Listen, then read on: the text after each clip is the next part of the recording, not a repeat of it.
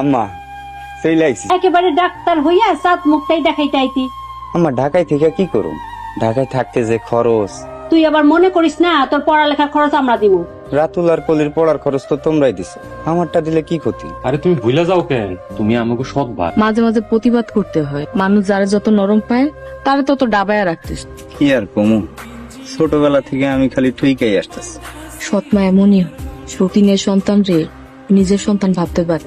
রিতা বই আমার এক টুকরা মাছ দিবা, গান শুইকাই বুঝতেছি, অনেক মজা হয়েছে। থাক, আর তোর মাছ খাওয়ান লাগবো না।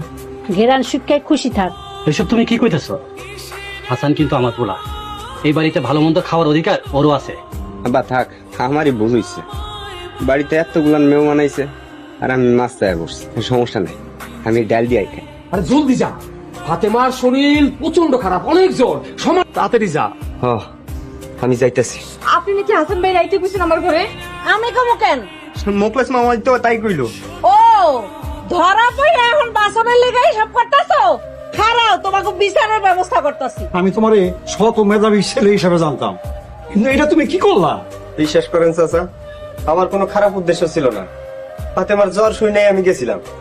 হাসান ভাইরে ফাঁসানের লেগা সবাই মিলে ষড়যন্ত্র করতেছে। তোরা তো জলে কেন? নাকি তুই আকাম করার লেগে ওরে ঘরে ডাইকা আনছস? হাসানের গলায় সুতার মারা পড়াইয়া পরে আই যে এই গ্রাম থেকে বাইর করে দাও। আমারই গ্রাম থেকে জুতার মালা পরায় বাইর করে দিছে, এই কষ্ট আমি কই রাখি। বাবারে, আজকে তোমারে যারা গ্রাম থেকে জুতা মালা পরায় বাইর করে দিছে না, তুমি একদিন দেখবা তারাই আফসোস করবে তোমার জন্য।